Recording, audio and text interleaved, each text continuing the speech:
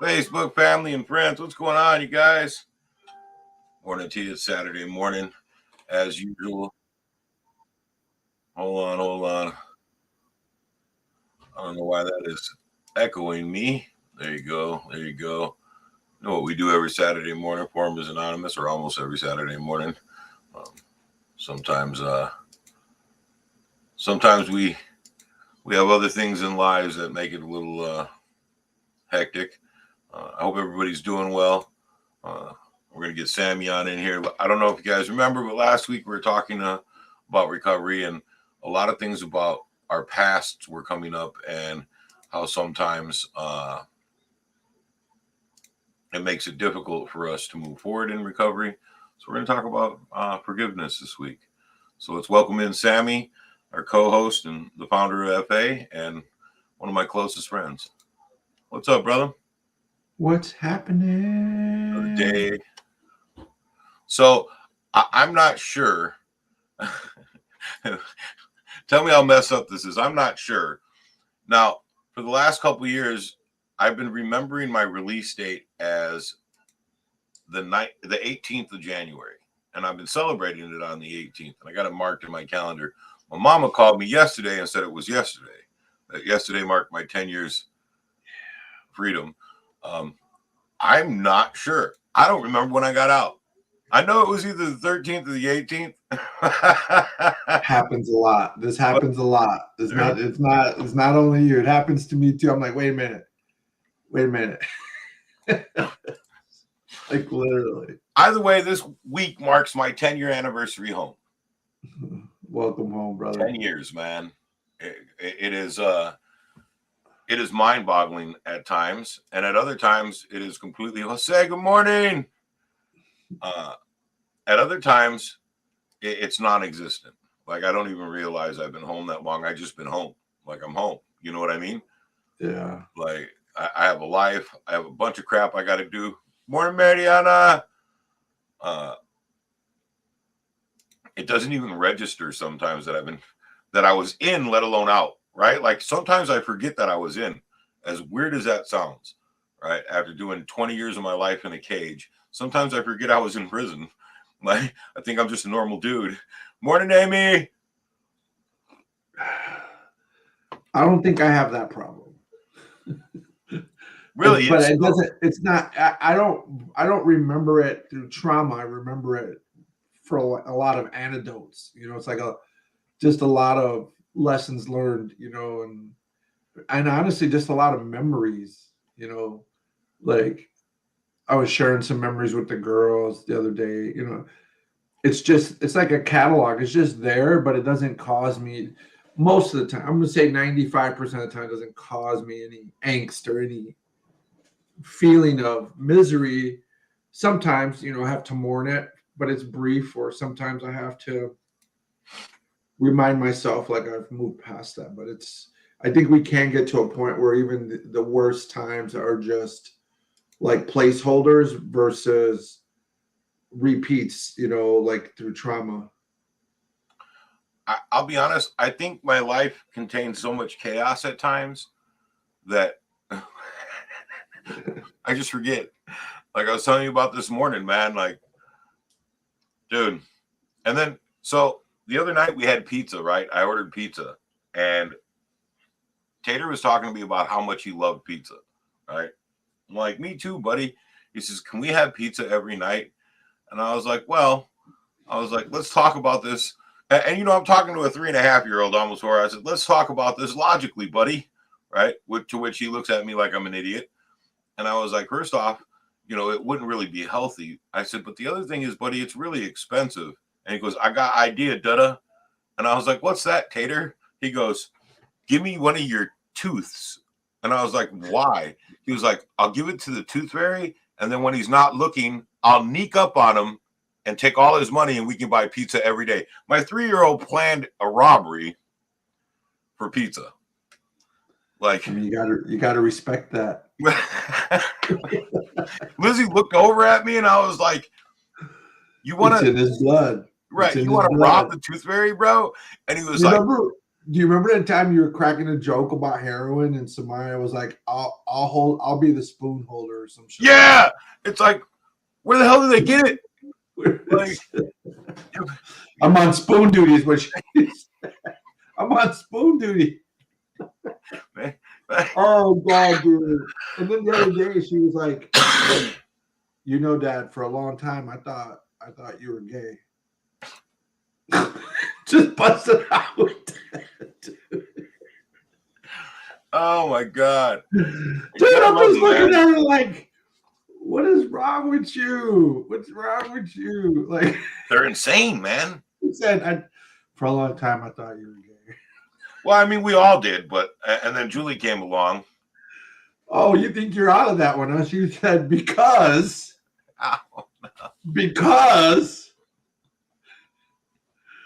of the way you and Theo Monte talk. Oh my God. And then she goes on to describe. You should have just left it where it was at, because now I got to throw you out there. Because she said the way you described how you like your sausages big and long when we're out eating.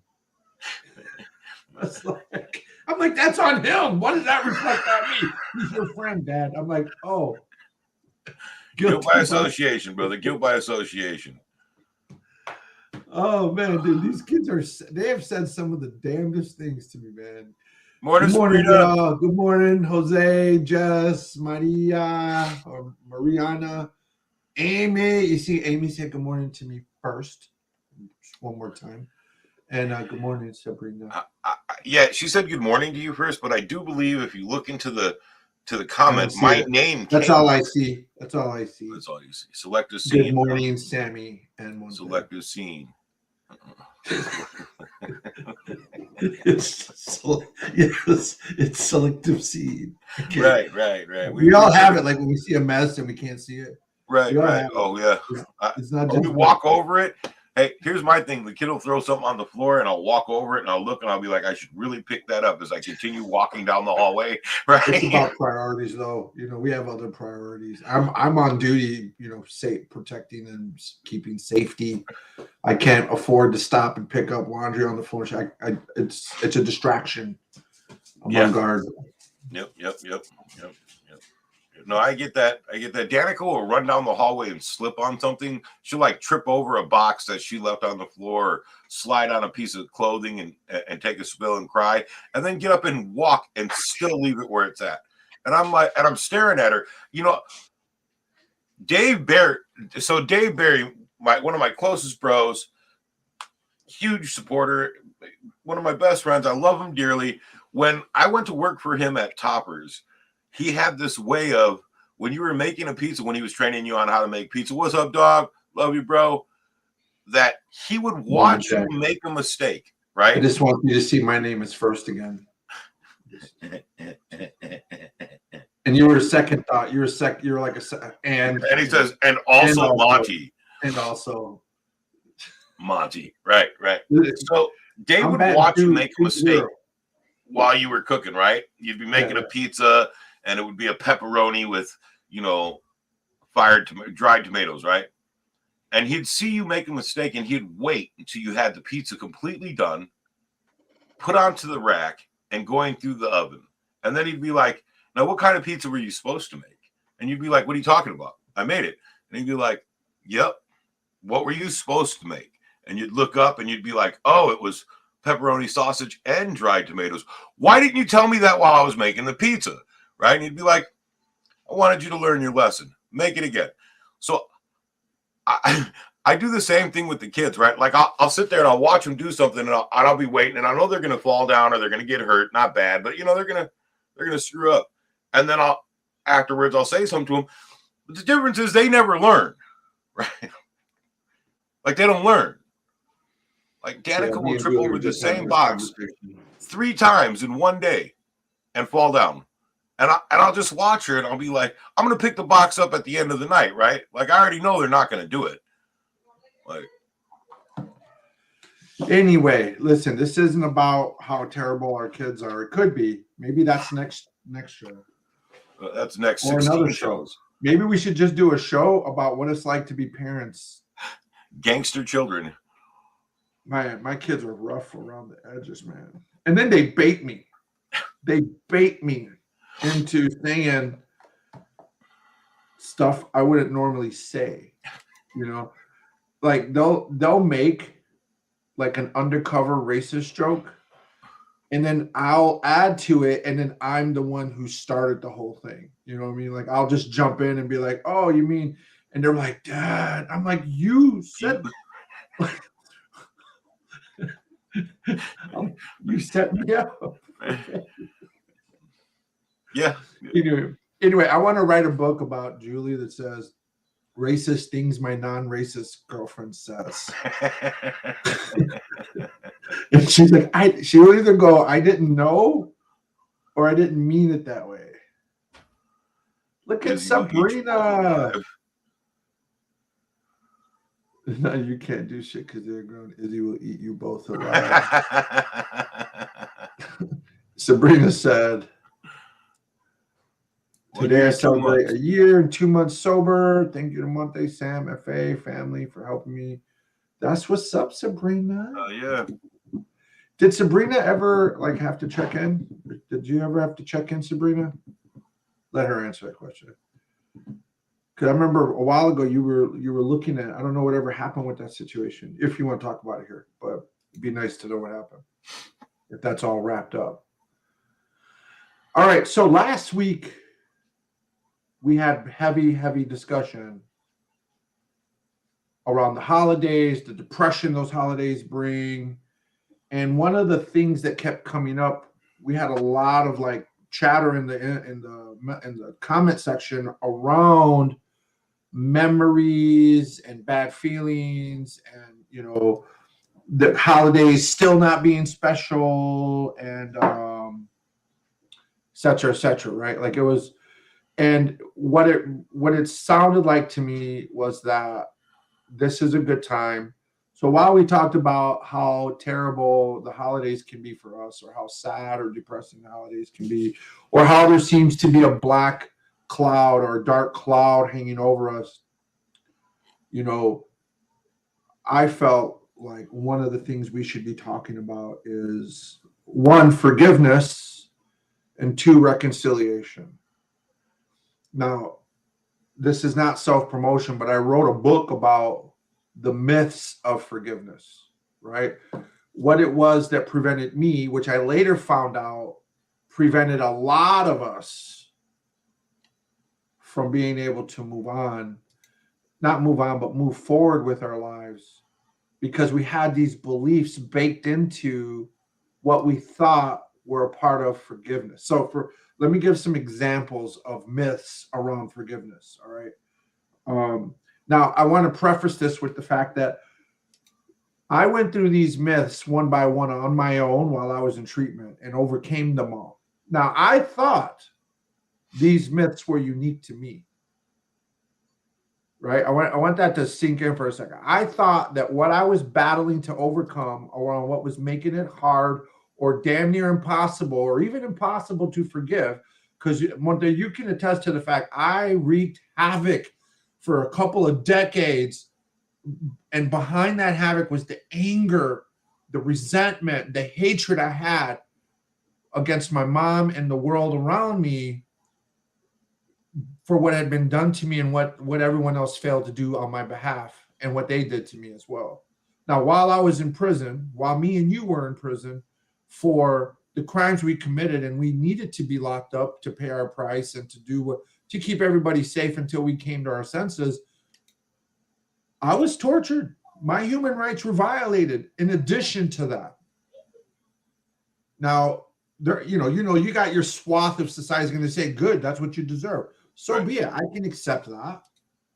But it's a slippery slope when you adopt the values of the people you say you're better than, right? So if you start acting like a criminal because you hate criminals, even though you're not a criminal, how are you any different when you act like I act, right? And so if it's an eye for an eye, understood. Like, I get it. I'm not here to soapbox any issue. I understand where you're coming from, but here's the reality.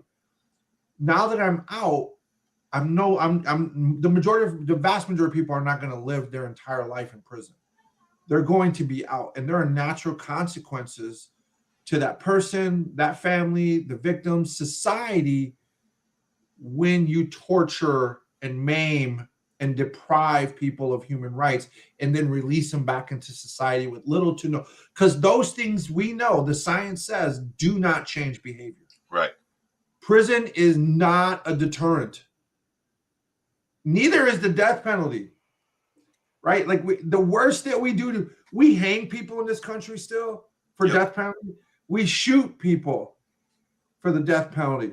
We inject them we electrocute. Like those things are positively proven to not stop crime. Right. Right. So when we think about that, all I'm really getting at with this point is that when you treat people this way and then you have to let them loose into the world, it doesn't serve the community that you're trying to defend by treating people that way. It often makes things worse. It's like adding gasoline to the fire, right? Right. It's like, jumping in and causing more harm, even though that may not be your intention, or you're feeling vengeful, you want revenge, you want so-called, whatever that may be. I think higher heads have to prevail. Now, having said that, whether we deserve to or not, the onus, the responsibility is on us to manage those scars from that trauma. Yeah. Right? And even if you've never been to prison and you're listening to this and you're just a victim of what's been done to you, I hate to say it, but unless you do this work, no one's going to come along and do it and wave a magic wand, even if they wanted to, over you and say, you're better now. We have to do the work. Whether we're deserving of torture or whether we're just victims or whether it's a blend or whatever it is, whatever we carry, right? It's up to us. And that's a bitter pill to swallow, because here's one thing. Here's how we start to get myths. Here's where the myths start to come in. We think that the debt that we're aware of, like we have a debt, and by the debt, I mean what's been taken and done to you that wasn't called for you, right? It wasn't something you deserved, or it's an unnatural consequence. My mom's brother started sexually assaulting me and my sister when I was 2, and my sister was like 4 or 5. Like, what did we possibly do to deserve that, right? Like, there are things like that, right, that are in our lives, the abuse, being neglected, like horrible neglect, incest, being introduced to crime when you're 8 and carrying a pistol, and for your dad and shit like that. Well, I watched my parents torture men in my basement when I was a child. Like my parents tied up men in the basement and beat them up. Like, I watched that. I saw that, I saw my dad lose an eyeball when he got kicked in the face in a hate crime back in Texas when I was just a child. Like, we see all this shit, right? And we start to, so when I talk about a debt, it's like we feel like that's been, like we're missing something, like somebody came into our bank and took some of our value and now we want it back. And so we say, hey, bank, you owe me this. And then the bank says, you're not going to get it. Yeah. So then you go, well, I want to talk to your supervisor. And their supervisor says, sorry, we couldn't pay you back even if we wanted to. Right. And then you eventually, some of us, and for the lack of a better term, we take it to God. We take it to the world. Hey, you owe me this. I'm owed this. And what do you get back? You get nothing. You get silence, deaf ears, like people deny what we've been through. They minimize what we've been through. They dismiss. They don't care. I don't know if they even feel like they want to do something, but they can't. Yeah, absolutely. I agree with that totally, 100%. Is that a moose behind you? That is our deer, our resident deer. Your deer? It's like us. Coda.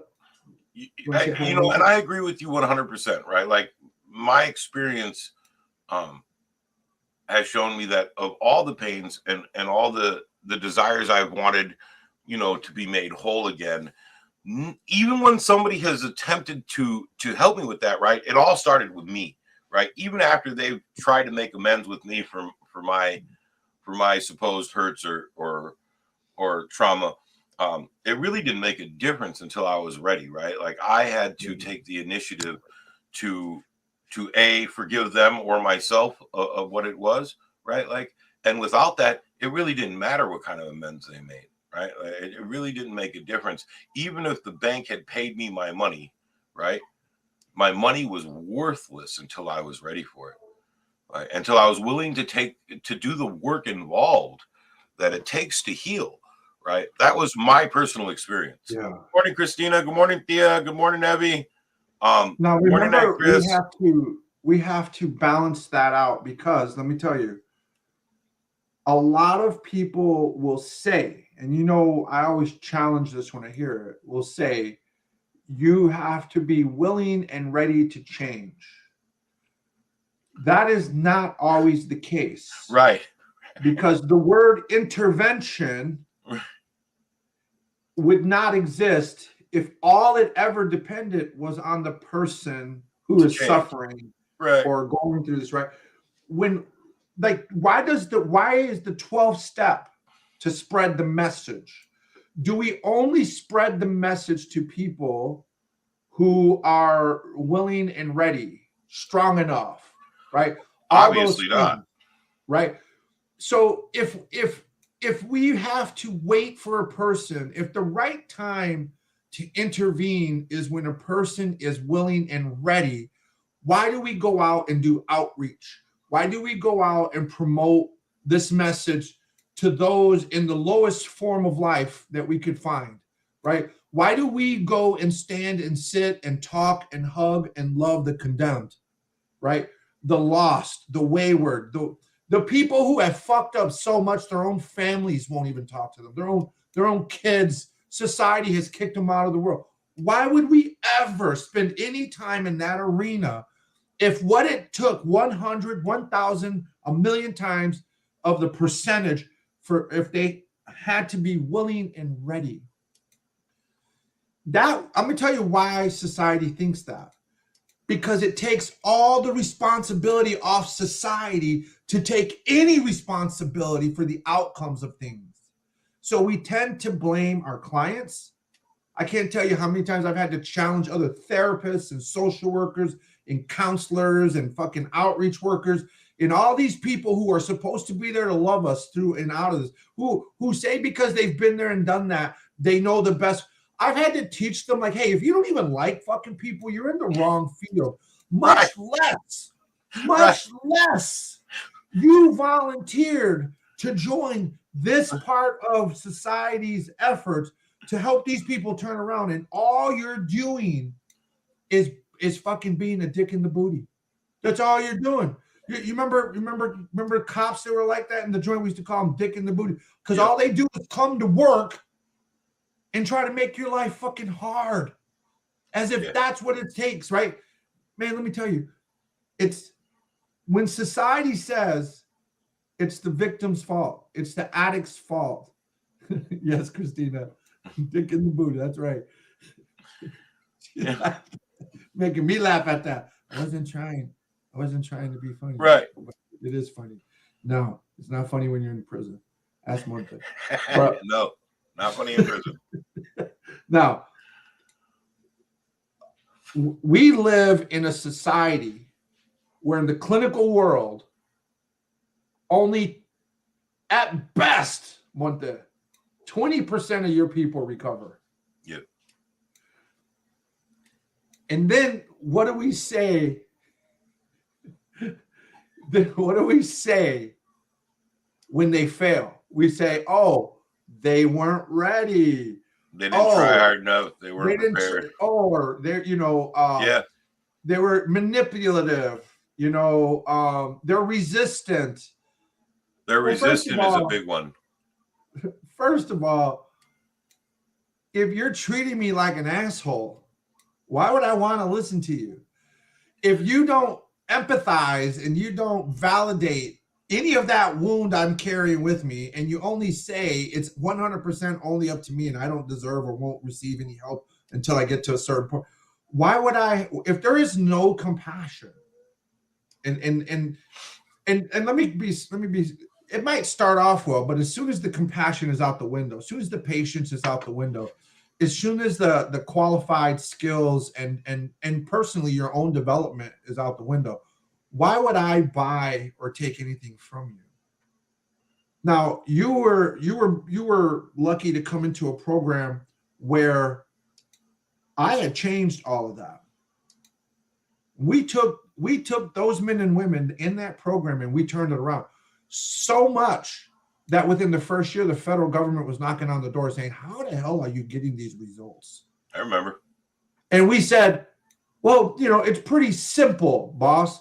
The best way to get results like this is to honor humanity, human rights, and civil rights of the people you serve, and to advocate for compassionate care with all the systems that have to touch them. And then to resource that, declare it, and then support that through your own actions and activities. And I remember the confusion that those statements caused within the local community of care, of people doing service work. I remember them saying, what are you talking about? And I absolutely get that. And now I got a question. Do you think,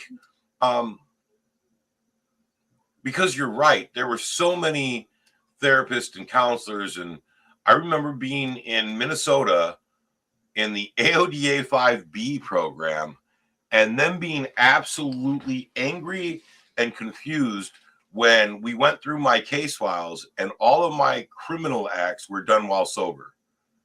And the counselor said, well, it had to be because you were addicted to drugs. And I was like, I don't have a drug problem. I've never had a drug or alcohol problem. Like, look at my record. I've never been arrested with drugs except for when I was 7. Like, I've never been arrested drunk. I've never committed a crime while under the influence. Like, and she kept saying, well, why not? And I was like, because I didn't want to make a mistake. Like, I was a criminal. I'll tell you what was going on there. And it was basically a bad theory that was being taught and applied. And so people just assumed that it was correct, right? Absolutely. Now, I like to think that if you can give people the right information and the right approach, they'll do better. And a lot of people do try to do better. The reason therapists and social workers, counselors, and a lot of low-level counselors too go the wrong direction is because they don't have the right skills. They get frustrated, so they resort to power and control. So society has to take responsibility to train these folks up, because the vast majority of people want to do better, but when they don't know how to do better, it's like parenting. When you don't have a lot of skills and you don't have deep pockets of skill sets in your bag, you're going to resort to power, control, physical discipline, yelling, screaming, but when parents are given the right tools and more tools, they tend to do better. But when they're just left on their own, like they can only do what they kind of know to do, which is, try to threaten your kid, beat your kid into submission. I don't know how many parents are on this call who have ever grounded their kid for more than a year. Raise your fucking hand, right? Because that's just what happens when we don't have that. We think, oh, we're going to pile it on because that'll teach them. And we end up working harder than the freaking kid trying to fucking punish the kid. It's more of a punishment on me because I've got to carry the load of all this shit that I'm enforcing that isn't working and that my kid gets away with anyway, right? Hey, fuck you. I just went through this exact scenario. So 2 days ago, Danica was being kind of, she was being Danica, right? She was screaming and yelling and fighting, stomping her foot. And I took her tablet. I said, listen, when you calm down, you can have your tablet back. And she screamed at me, like just dead-faced in my face. She ramped up. So I said, listen, every time you scream, you're going to lose it for another day. How many days did you get to? How many days? 3 before she stormed off to her room, slammed the door, and wouldn't speak to me, right? Now, I'm stuck with the situation of I have to follow through, right? I don't have a choice. I don't know what to do, bro. I'm not a good dad, right? I don't know what to do. So I feel like I have to follow through, right? I have to follow through, or she's going to know she can get away with it next time, right?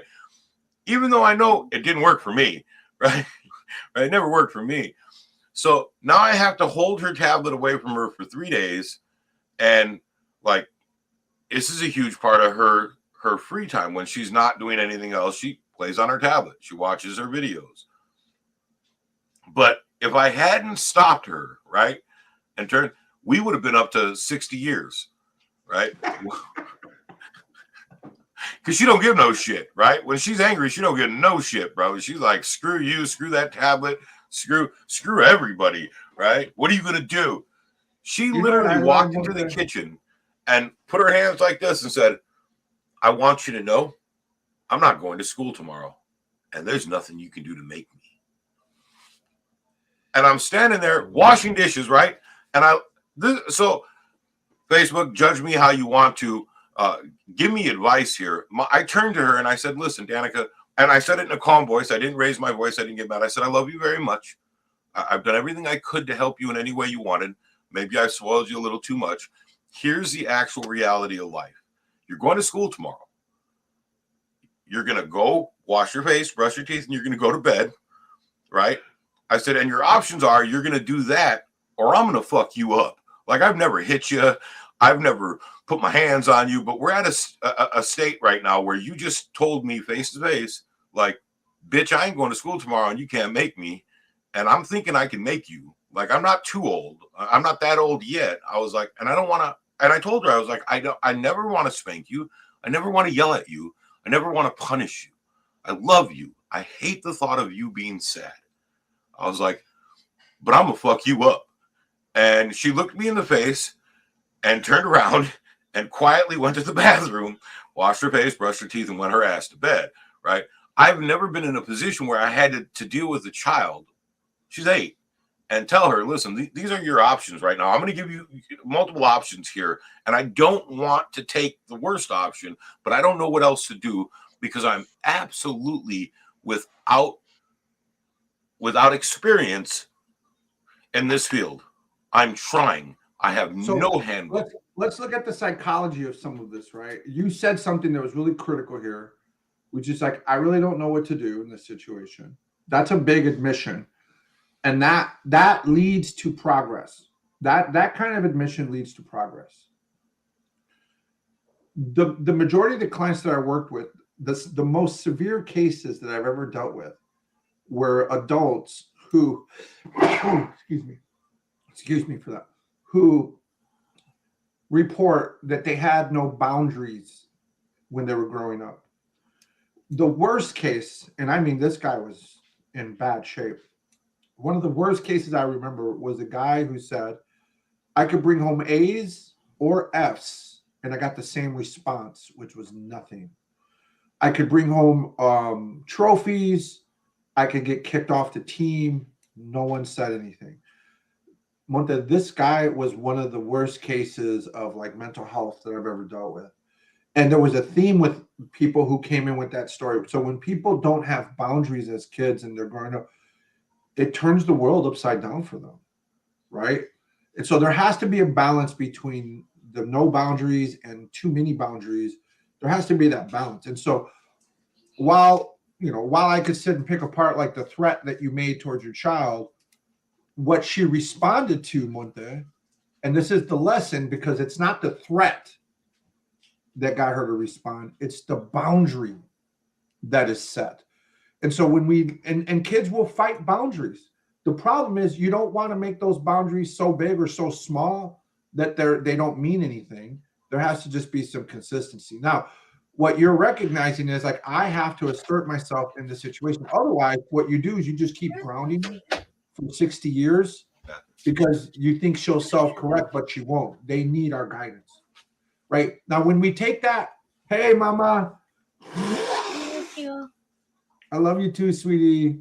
You look beautiful today, as always. Thanks. I missed you. You're welcome. You're welcome. Thank you. Thank you so much.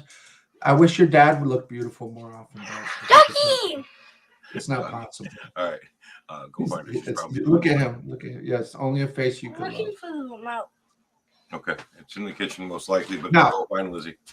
So we're still on topic, although it might sound like we're off topic, right? But what you're talking about is what I'm talking about, which is like I have to put myself in this fight differently. Because what we could do is say she's out of control.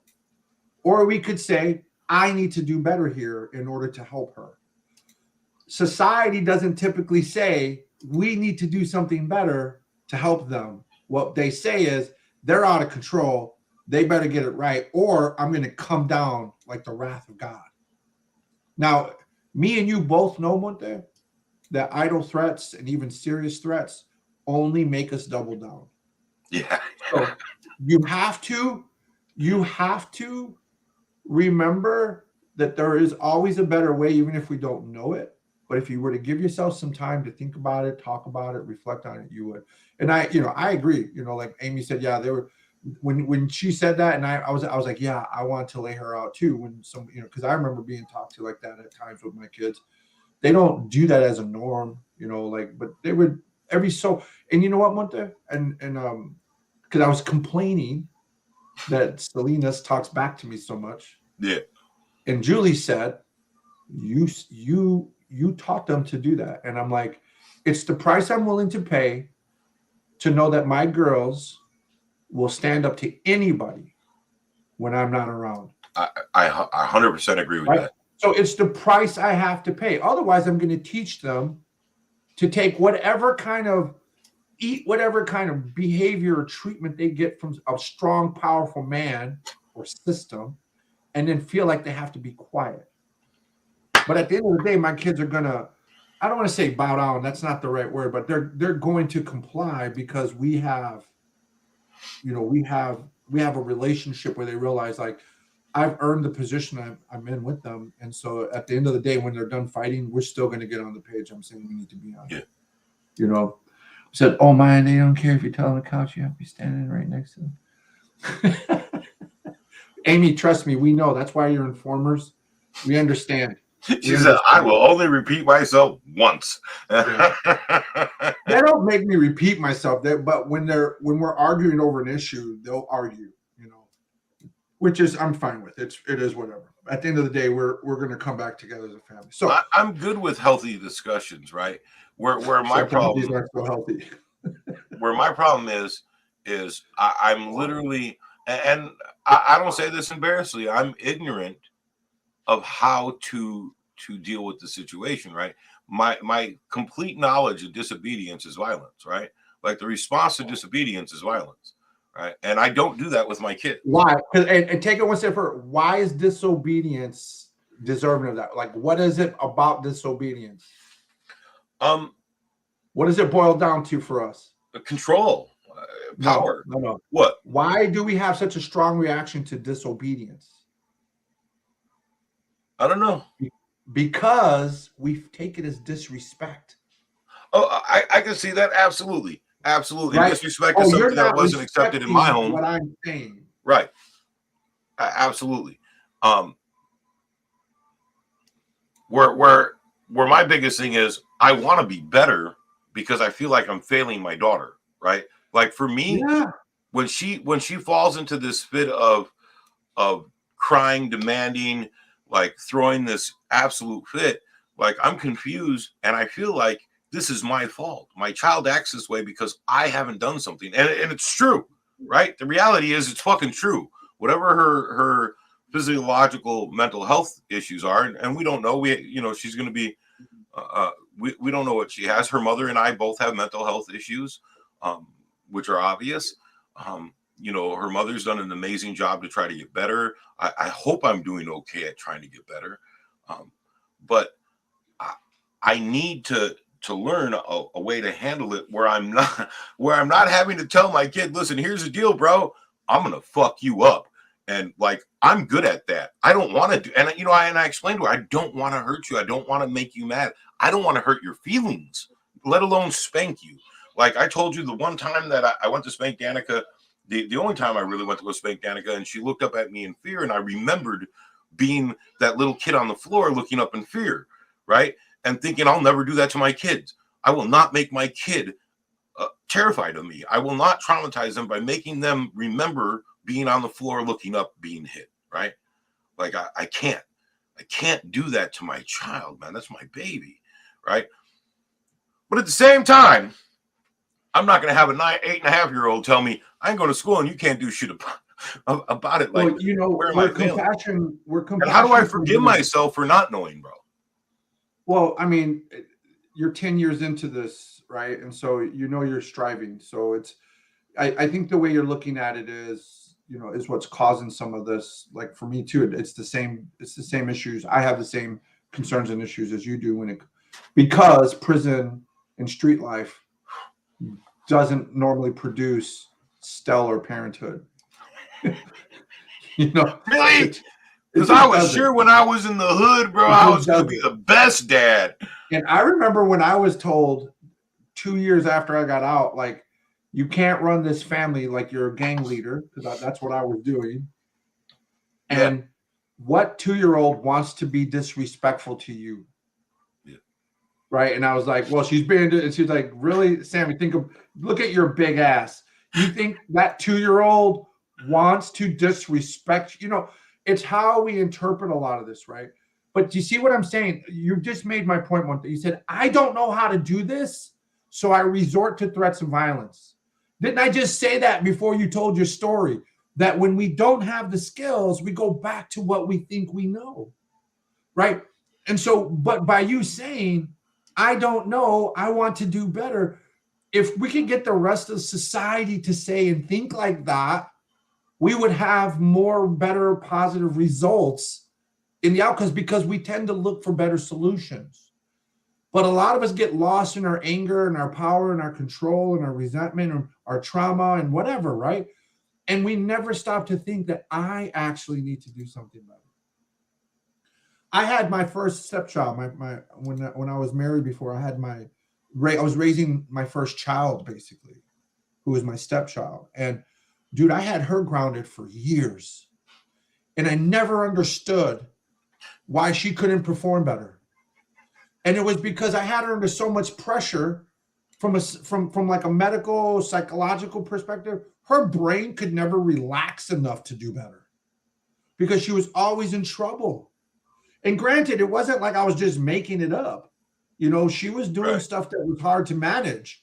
But my approach was like gasoline on a fire. It wasn't helping. And I thought, like, oh no, this book said, you know, because I was parenting out of fucking books at the time.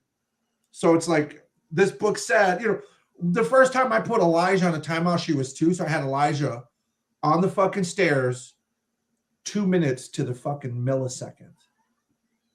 Sitting there like, nope, we're 13 more seconds.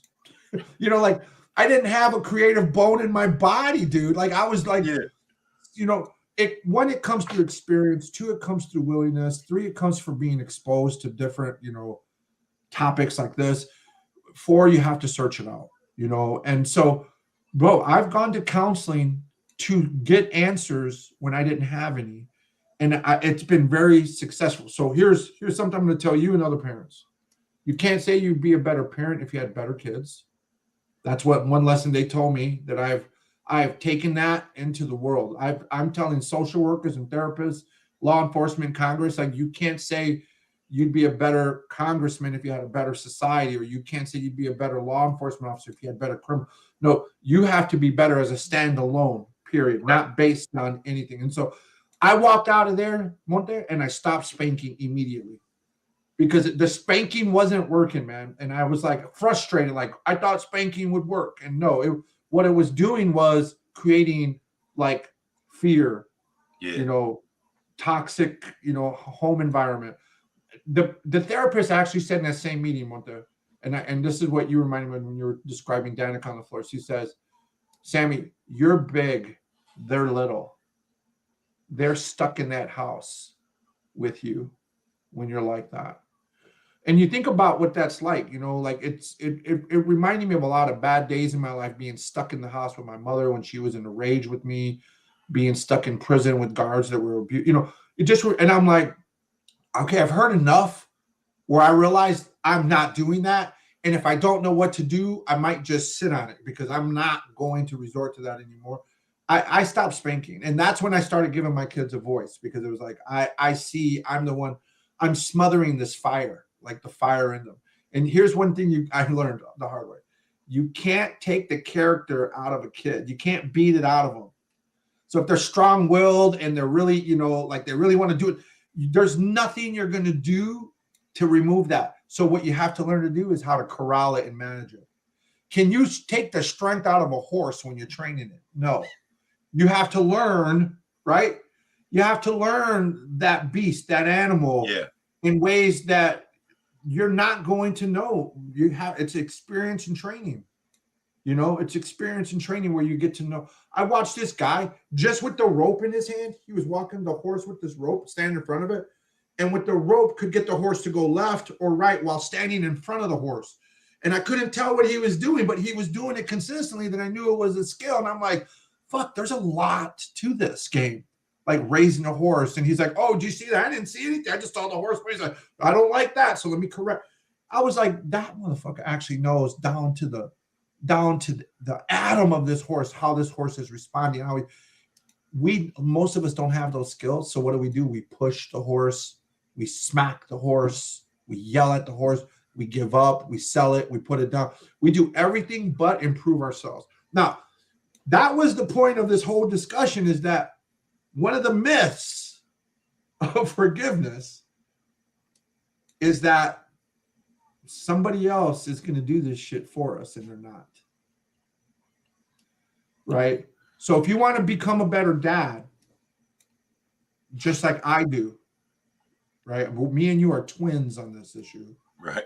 If you want to become a better dad, it's up to you to find out how to do that.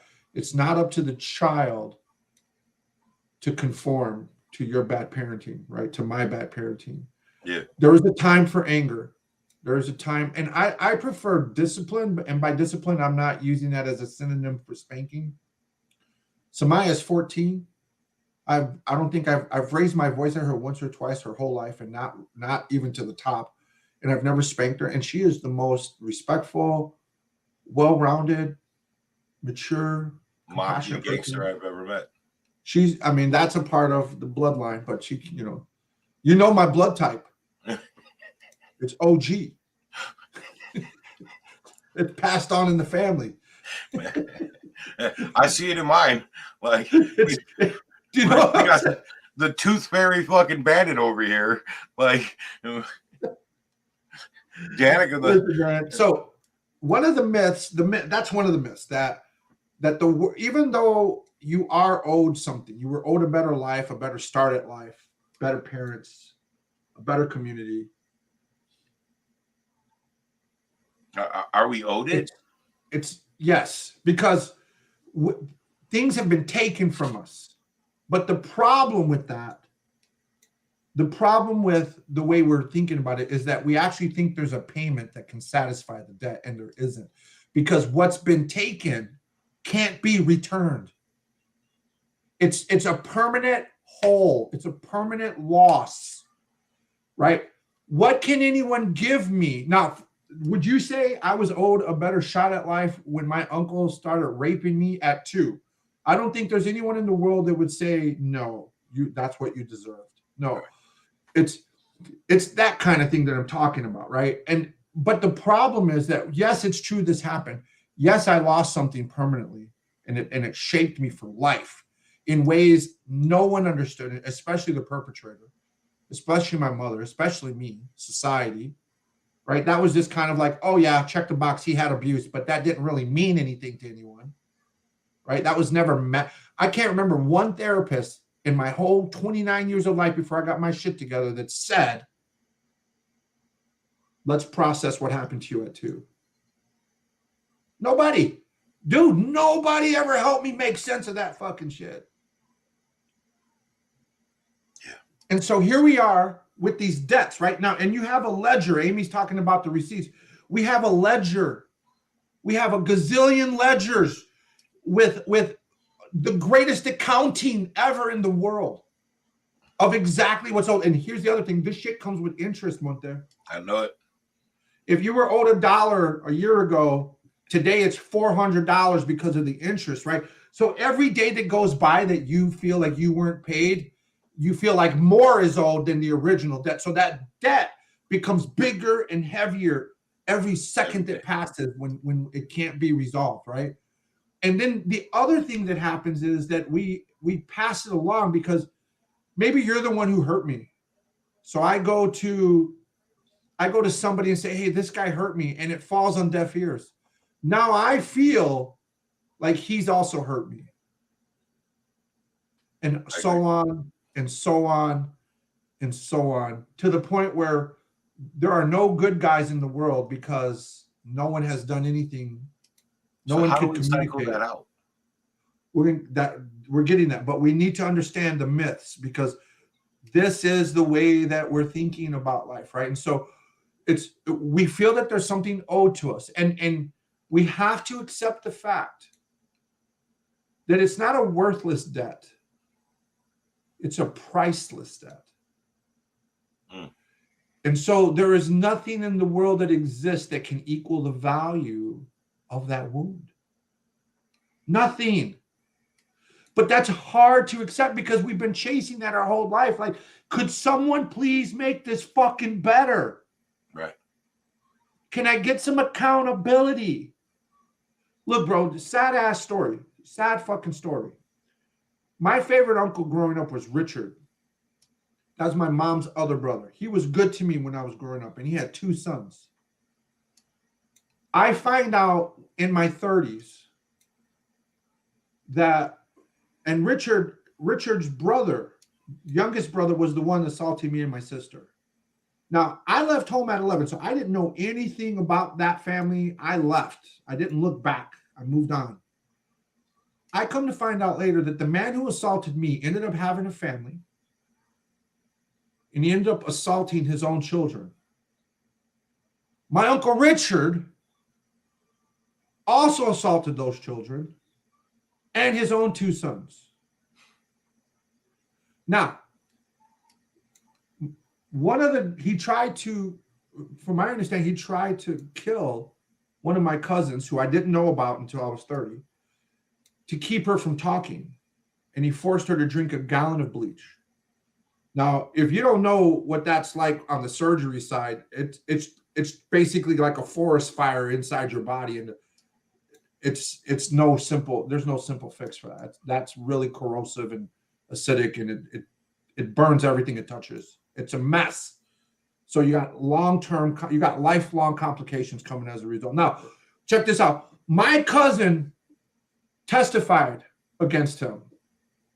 And that same favorite uncle of mine also starved my mom's mom, the mother of that man who raped me and my sister, starved her to death in his attic for 2 years. All total, he got 65 years. Went to prison. Do you know how much of the suffering that alleviated among my cousins? 0. You get justice. You go to prison for a long time, you face your accuser down, and you're still fucking miserable, right? No fault of their own, man, but it's evidence that the outside stuff can't fix the inside stuff. Right. Healing is an inside job and only an inside job. No one else can do it. And here's the funny fucking thing, and I just did a podcast about this not too long ago. How insane is it to want the people that hurt you to be a part of your healing process? Right. Like we want those people who hurt us to make it right. And that would be insane to put your healing in the hands of the people who showed you how corrupt they are. Right. I would never go back to the Department of Corrections and say, I need an apology.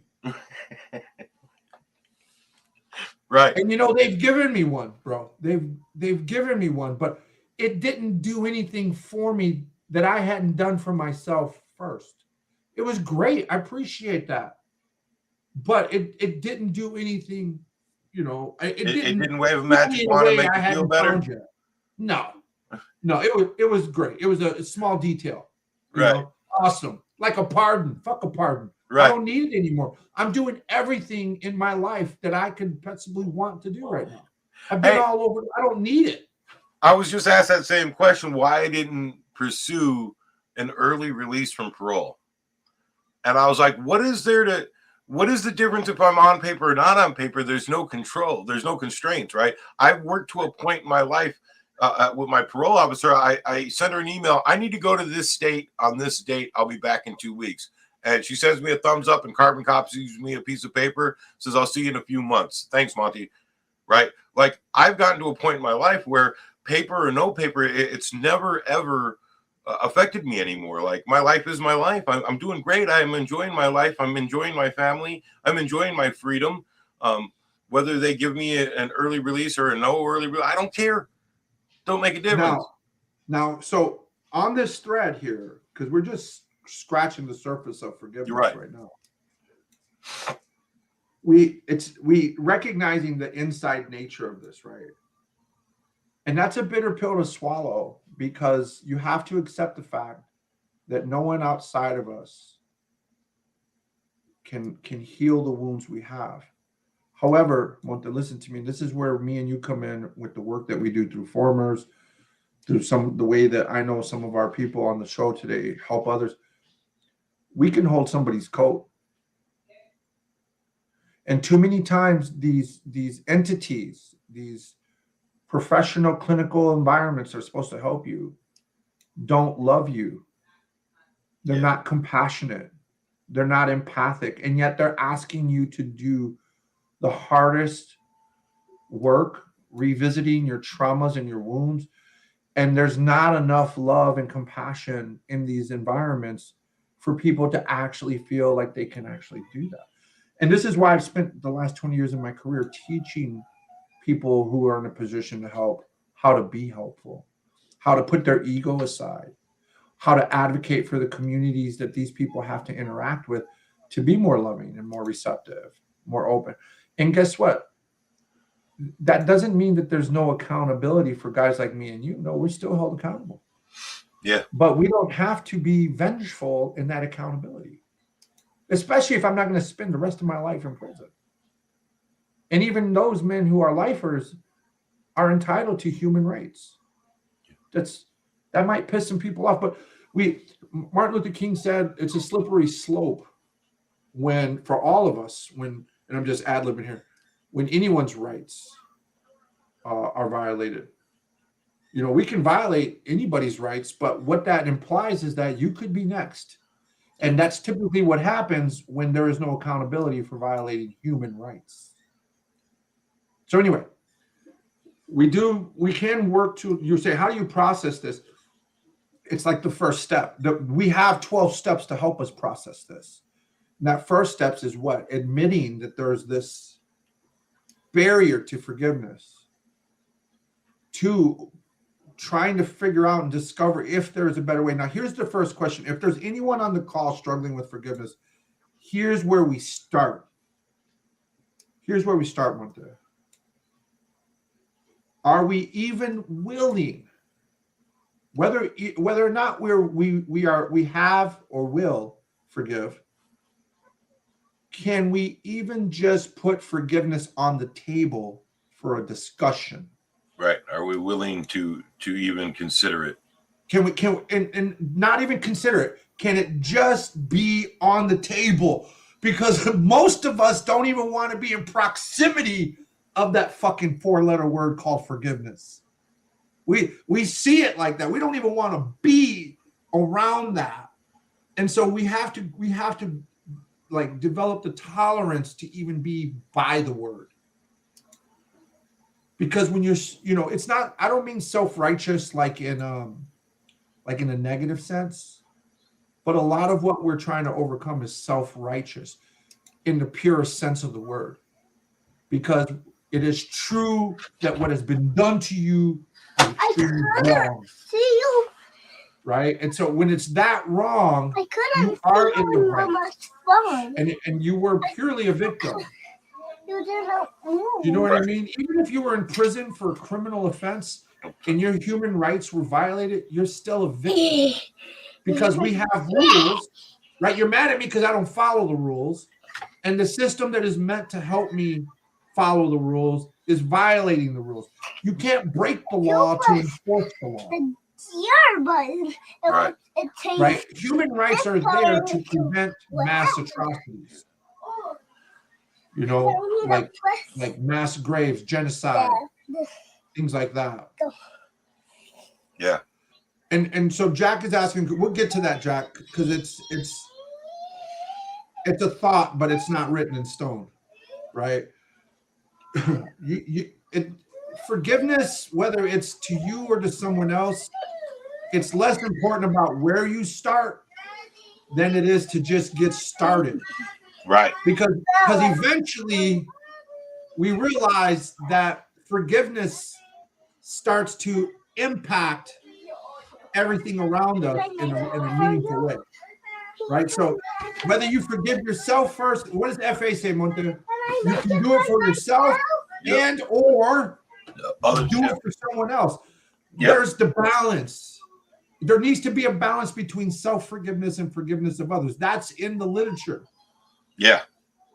Right? I think it's not, I wouldn't follow the advice that it's one way or the highway, or that you have to always prioritize one over the other, especially for formers, because formers like me and Monta have victims. And when we are relapsing, we tend to create more victims. War victims. Yep. And so we have to be mindful of others oftentimes before we are mindful of ourselves. Yeah. But we've learned that today I might do it for myself and tomorrow I might do it for someone else. The more diverse my portfolio is on forgiveness, the more likely I am going to have success at maintaining the course of forgiveness. You know what Go ahead. You know what I think of it as? I think of it as I have this toolbox, right? And in my toolbox, I have a hammer. The more tools I add to that box, the less likely I am to use that hammer, right? So for me, that's been like my struggle, is finding more tools. I need more tools. Let me fill my basket with as many tools so that if I blindly reach, because there's those times where we blindly reach, right? Especially for people like you and me, right? We are most commonly reactionary, right? Like we respond to an event with a reaction instead of a thought. If I reach into that tool box, right, I want my hand to most likely not go to the hammer, right? I want my hand to go to the stethoscope, to the fluoroscope, to the the ohm meter, anything in the world, right? Let me grab some motherfucking tool than the hammer, because the hammer hasn't helped me yet, right? Like I've tried my whole life. The hammer's never come in handy when it came to my emotional and mental health development, man. And I'll be honest with you, Monte, at the seed of my change, that right in the beginning, I became aware of two things. I've been lost in hate. And you compare that with sorrow. I've been lost in hate and sorrow. And I had become worse than the people I was mad at. Well, so that's something that I felt as well, right? Like I'm worse than them. But in my mind, my justification was I had to be to survive them, right? That's how my thought process went, right? Yeah. To survive what they're going to do, to what they are going to do, not what they've done to me, because I've already survived that, right? Like I recognize that in an early stage in my feral, wild, psychotic life, right? I recognize I've already survived, right? The nickname Superman didn't come from me being a good person. It came from them not being able to kill me, right? Because in my mind, everyone was trying to kill me, right? No one was trying to be my friend. No one was truly caring about me. They just cared about what they could get from me, all right? So in my mind, I'd already survived them. What they're going to do to me, I don't know. So I have to be stronger, smarter, meaner. I had to be better at being bad just so I could survive it and be equal, right? Like that was a thought process. And that's the insanity of it, because we're not any of those things. Right. But in our minds, we were. Oh, yeah. Right. And so even in the same world, because that world still exists, right? There are still people like that who will do great and terrible things to you. Even in that world, we find ourselves here in this way among those people, right? One of the men that tortured me while I was in prison was running for public office in Racine County and asked me to support him. And I told him, I have forgiven you for what you've done, but under no circumstances would I think you are any different than you were when I was in prison. Like, you denied me human rights and you imposed torture as a form of control. I could never, even if you have changed, I would still love you as a human being, but I can't support you in office. You guys gave demonstrated. me coffee. No way. Look. What's up, Tater? What's up, mijo? Sammy? Hi, Uncle Sammy. Hola, papi. He even tested it to make Extraño, sure it was mijo. right. Te extraño, papi. What's the little? All I'm right. going to see you soon. All right, Savage. You got to go with Mama. Dada's got to finish his talk. Okay. I Now, love you, buddy. Thank you. let's take this. We got to take this a step further. I want to get to one more point Forget the spoon. because there'll be a part 2 next week. So to all make of it, some right? more. We've been building up to talk Right. about forgiveness. You need a check. You need to do this first. I love Okay. these I made conversations. it like man. that. And it was perfect. High five. All right. I'll talk to you later, buddy. I'll be right out, okay? Close Dada's door. I'm listening. I am very aware and mindful of the fact that I am asking people with serious wounds, some of these wounds are very active, to take the higher road in a road where no one else is. But it's not for the people who are on the road accompanying you, it's for you. Like, there are better ways to suffer with what we're suffering. And by better ways, I mean ways that don't infect the wound, that don't aggravate the wound, that don't open the wound deeper, make it worse. There are ways that actually can lead to the beginning of healing. And so if we've gotten to the point where we can contemplate the idea of even letting the word be on the table, there is no commitment to follow through with. It's just, can we even tolerate to be around it? Because I'm going to make a bunch of cases why I think forgiveness is not what we think it is. So we've covered some of those, but the debt can't be repaid. The myth is we think that somehow somebody can give us or say something or do something that will make this better. That's a myth, absolute myth. We've received apologies before and it felt empty-handed. Tell me I'm right or wrong, right? Grand gestures, great, but didn't help me at all. A lot of times we hang on to this apology, and then when we get it, it's what I call greatly disappointed. It's the great disappointment, because when I finally get what I imagined it would take to make me feel better, I realized it didn't have the value or the mass in my life. There was no volume that filled up that hole for me. It was great to a degree, but beyond that, I'm still empty. It's still incomplete. I remember when my mom apologized to me. It felt numb inside. And I was looking for that. I needed that. I wanted that so bad. For so long. For so long. It was behind my rage. Like, if she would only just acknowledge. And she did it. And guess what? It didn't do shit for me. I can check it off my list, but I'm still empty inside. Right? There's that. The other thing I think that we struggle with is, if I am forgiving, does that mean or imply that it wasn't as bad as it was? If I am forgiving, does it imply that somehow I was to blame or wrong? If I were to forgive, does it mean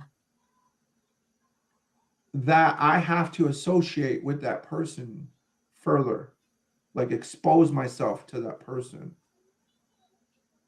If I were to forgive, would it make me feel better? Because a lot of times, while we're in the process of forgiving, we're opening up wounds that are infected. And so you already know that I know, that we both know, that when you open wounds, it's quite painful. So you may not understand why you need to go through even more pain to get to less pain. We're always going to experience more pain, but only one will heal and the other will cause more infection. Which pain? Dude, I went to the dentist 2 days ago. I was in so much pain. I walked out of there like with my central nervous system on fire. Why would anybody go through that? Well, because if I don't, the consequence of that is going to be even worse. Right? If I were to forgive, that would change my past. And I think we'll stop with that one because I really want to give you what I've learned. The number one thing I've learned about forgiveness. Yeah, and see, before I do that, Sharon, that's another myth, right? Like, if I forgive, where's the accountability for this person, right? They get a. Listen, my mom is the single source of pain and torture, the greatest source of pain and torture in my life. She has done the most to hurt me. Part of what I wanted to do, and I tried to make her, part of what I wanted to do was make her pay. And the way I tried to make my mom pay was by ramping up on my violence and exposing her to the blood on my hands and saying, yep, this is your work. Look at what you've done. Look at what you've unleashed. Look at what you've made me. That person on the floor bleeding their life out, that's on you, Mom. Oh. And I thought that was somehow punishing her. Unfortunately, I'm the only one who did prison time. Yeah. And so there was this idea that there is no accountability. Here's what I learned, and this is hard one. I'm not the one that's going to collect what she owes. Nor do I desire to collect what she owes. And here's what I know about life, man. Monte, you can quote me on this for the rest of my life. Sharon, Maria. What I know about life is no one gets away with anything, not even once. Nope. Let me repeat that. No one gets away with anything, not even once. We want to be witness to it, and that's why it sucks. Because in order to be witness to it means you got to stay around. You got to stick around and watch that person live out their whole. You might be better served by just moving on and not moving on, moving forward and getting your life, in a way that is meaningful to you. Because here's what I know about forgiveness. Forgiveness has very little to do with the past, and it has the most to do with the future. Goddamn right. The kind of future you want. But if you feel like you need to stick around to ensure that this person suffers, you have to stay in the past. You have to live in the past. You can learn to trust in life that everyone gets their fair share of accountability. It may not look like it on the outside, but trust me, man. Trust me. And for the lack of a better term, the only way I can conceptualize it, I don't necessarily believe in this term, but I use it because I don't know of a better word, is karma. I know my mom is suffering. That doesn't bring me joy or comfort. It doesn't even come from a place like that's what she deserves. No. I just am aware of the fact. Would it make you a worse person if it did bring you joy? Yes. Okay. It's not a worse person, but it's still poison. It's still toxic. Because what do we know about ourselves and life and goodness is that we wish no harm on anyone, right? I struggle with that sometimes. All of us do. That's again the higher road, man. These are principles. Right. These are goals. These are ambitions. These are, this is what we're working to our whole life. It's not like I'm sitting on a fucking stone outside eating leaves once a month and fucking, understand all of. No, these are things, these principles are the guiding light. Yeah. They're our North Star. We finally have a North Star. Because when you're unforgiving, all you see is darkness, and there is no astrology. There's no compass. There's no North Star. Forgiveness gives you a North Star. Because remember, you're following the North fucking Star to get out of where you're at. And so if we even stop to just imagine that this person deserves it, we're no longer on our path forward. If it's about the past, it's almost like acting like I mean, if it's about the future, it's almost acting like there's nothing behind you right now. Because your sole focus is taking the next step forward. Mm-hmm. Right? We don't have to worry about accountability. We've been demanding accountability, and what have we gotten? Nothing. It's another pointless aspect of the debt. Right? It's that person will have to, in whatever shape, form, or fashion, will answer for what they've done and may be answering for what they've done. All of my mom's family are dying horrible deaths. All of them. Yeah. And unfortunately, there are still victims in that who haven't found their way out. But hopefully, I can provide a source of light for that. Right? All of my dad, an extremely violent, all my dad's brothers have died violent deaths. My mom raised my brothers a certain way, and now those same boys who she was like infecting with her toxicity have abandoned her. They're not doing so hot either, but they look like it. Right? I don't have to worry about the price that people are going to pay. Because look, who was watching us suffer one day? Yeah. Us. But look at the image we put out for people to believe how we were living. Life is great. I'm doing great. I'm strong. I'm big. I'm fearless. And inside, what were we, right? We don't have to worry about it, man. No one gets away with anything, not even once. My friend We Chris. no longer have to be standing around. It's like grounding your kid for a year and having to stand outside the door to make sure they're compliant for a fucking year. No, we need to come up with ways that don't require us to anchor ourselves to these debts. My friend Chris, when I was locked up, we had stayed in contact through the entirety, right? And she had gotten locked up for a short period, and she wrote me like 20-page letters 3 times a week, right? And we would talk, and she was like, I don't know how you do it. You're just like steel. Like, you don't have any emotion. You're not hurting. You're not sad. And I remember when she wrote it thinking, as I was in my room alone, because I had a single cell, that I hated every second of my life because I just wanted to see my kids, or I just wanted someone to tell me they loved me, or I just wanted to be, feel safe inside, and thinking that like she was absolutely wrong. And you know what my response to her was? Turn it off. Yeah. Turn it off. It doesn't exist. Don't let anyone know you feel that way. Stop telling me I love you. I'm here if you need me. Right? Like, don't tell me that you're weak. Don't tell me that you're hurting. Turn it off, but receive my love. Right. Right. And in my head, I was giving her the best advice in life, right? Like I was writing a manuscript of how to do time and be okay. Meanwhile, I'm absolutely broken inside, sad. I hate me. I hate everyone. I just want to be loved. Right. But also feeling unlovable. Yeah. Right? Like this is the insanity of what it's like when we don't have forgiveness. So, sometimes we can learn to forgive ourselves by how we forgive others or how we forgive situations. Forgiveness, we'll wrap up on this point. Forgiveness is not about the other person. It can benefit the other person, whether it does or not is not up to me. It's not it's not the goal. What I am doing, that's why my book is called Forbears, The Myths of Forgiveness.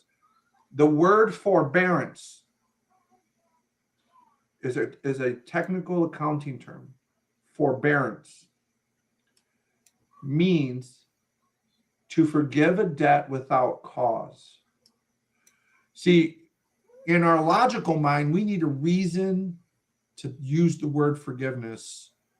It has to add up to 4. 2 + 2 = 4.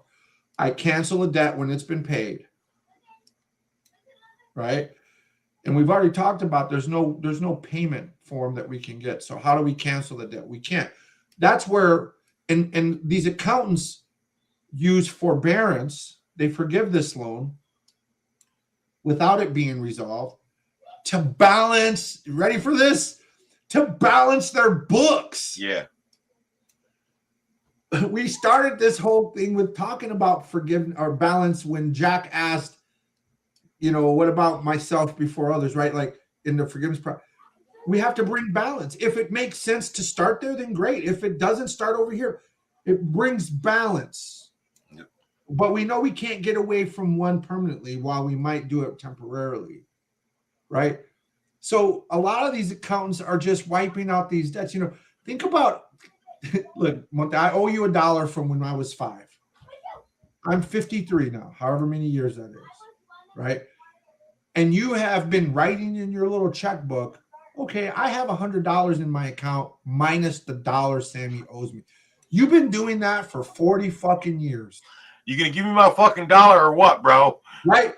Wouldn't it just be like make more sense to be like, you know what?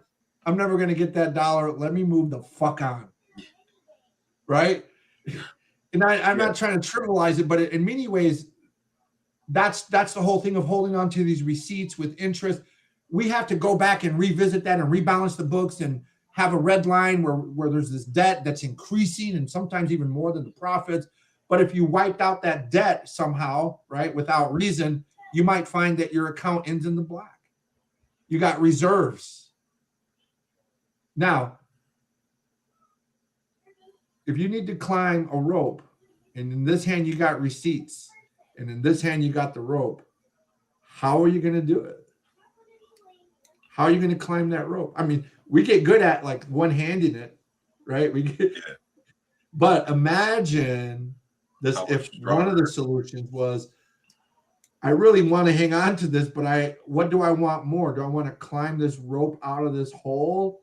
Or do I want to hang on to this debt, which might prevent me from doing that? And sometimes we have to make a natural choice on which one we want more than the other.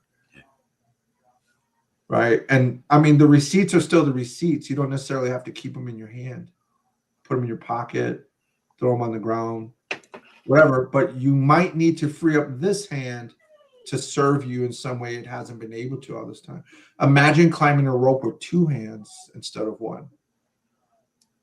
Is forgiveness a topic that you're even willing to talk about? That's how we start the process, because we have to introduce them to the phobia of forgiveness very carefully, very patiently. And so we might have several conversations around just, can we tolerate this, the look of it, the smell of it, the feel of it, the word itself. And when you start to practice hope, when you start to see, could there be a better way? Is there a brighter future? Do I actively choose past or future, even present? Is that how I want to live? And we have a lot of myths. I mean, I identified like 60 myths one day. We only covered maybe 10, if that. We all have them, and and a part of it is socialization, the way we're socialized to think about it. But a lot of it is just inherited beliefs, broken beliefs around it. Absolutely. I think next week we'll get deeper into the literature about what I've written about it. Yeah. But this is a good primer for us to start thinking about what forgiveness is actually like. I look forward to it, bro. Hey, everybody, thank you for all your participation. I guess when it was me $100, how we're at this point. Is it Monte? Is it Monte? No. It's Monte, isn't it? No. I love you guys. I appreciate all the participation. Thank you for helping me on my road to recovery. Thank you for being a part of our journey to it. Thank you for allowing us to be a part of yours. I've never felt more honored than when somebody invites me into their recovery and lets me witness their growth, right? And lets me trust me with their hurt. I love you, Tia. You don't know me. You don't know me nothing. You don't know me nothing. It's no going. Sammy, man, brother. I used to grade her paper. Week after week after week of abuse. I appreciate it. I forgive you. Having to witness that large dome of yours roll around. You guys, we'll be back next week for part 2. Yeah. Maybe we'll do a whole series on forgiveness. Let's do the month of January. We'll It's gonna talk be the about month it of as long forgiveness. as we need to. We'll talk about it as long as we need to, man. January is going to be an entire month of forgiveness, man. Let's talk about healing. Let's talk about forgiving. Let's talk about our growth. So I love you guys. Because I believe we can take this literature and sentence. We could do a session on a sentence. You know, like it's just there's so much. If we could just take this time to really, it's an hour and a half that we focus on ourselves, man, which is great. And remember, everybody, the literature is on the Formers Anonymous Facebook page. You can just go click in to the top, search out Formers Anonymous, click on it. It'll bring you to our main page. And on that page, you'll find a link to the literature. You can download it for free. You can print it off for free. See that? And that's a crazy thing. Don't think that this doesn't take a financial obligation on the part of Sammy and myself at times to make this happen. Like, we've done all that part. All you got to do is click the link and download it and read it. And share it, you know. Yeah. And if you can't download it, message us and we'll get it to you. We'll send you we'll send you a PDF immediately. We both have them. Sammy's it's the completed one now. Sammy's finally completed it after decades and decades and decades. All the editing's done. It's the final version until we add amendments as he. Oh, I don't know about the editing. I'm sure there's more typos. Yeah. But listen, the book is amazing. I've been here with 10 years and I still go back to look at it and read it. I want it read to me by Sammy like a bedtime story. Maybe we can, hey, you guys, let's talk to Sammy about him going ahead and recording the book so that we can listen to him read it to us while we go to work in the mornings. Hey, that reminds me, Forbears, The Myths of Forgiveness, Maggie. It's on Amazon. Hey, It's an amazing book. Yeah. Samaya was watching me like try to do a TikTok, and she's like, "Dad, I feel like you're trying to sedate people with your voice." Hello, everybody. Welcome to my life in the I was woods like, and "Fuck out of mountains here!" That of makes me Missouri. sound weird. How come you don't say Missouri?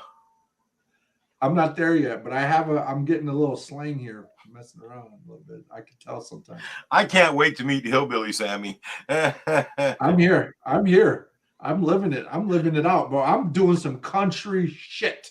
I bought a fucking truck. I know. I got a truck. I had the other truck, but instead of buying like a Jeep, I bought a truck because I'm like, yeah, I'm gonna need that on the farm. Yep. Hey, your TikTok really hit me the other day when you were talking about being grateful for today. You know, Junior's, the anniversary of my 10 years is here, and Junior's anniversary is here. And I was really hurting, man. I was laying down by myself, middle of the night, not sleeping. And I ran across your TikTok. I'm grateful for today. How do you feel? And it meant a lot to me, bro. It actually pulled me up a little bit, made me realize that, what I'm doing today is honoring him. And I'm continuing to honor him by being a better person every day. You know what I mean? Right. So thanks for that, brother. I love you guys. I hope you guys are here next week, Saturday morning, 9:30 a.m. Sammy and me, Formers Anonymous, Saturday morning, brought to you by our community, our responsibility, Racine, and Senor Rangel. Buenos dias. Yo tengo trabaja today. I got to work today. Got to make them duckies. All right. All right, bro. Much love, everybody. Peace out, y'all. Hey, you guys, please don't forget to like and share. It's really important. It's really helpful. I don't know if you notice our casts are becoming bigger every week. We're getting 20 people. Shit, I remember doing this with only like 1 or 2 viewers the whole time. And one of them was me, because if you guys keep seeing me look to the other screen, it's because I got you guys on my other screen as well. So I got to monitor the live as we go. I remember when it was just me watching and participating, and now you guys have made things amazing. So don't forget to like and share. Tell your friends to like and share. Get it out there. We love you guys. We'll see you next week. Peace.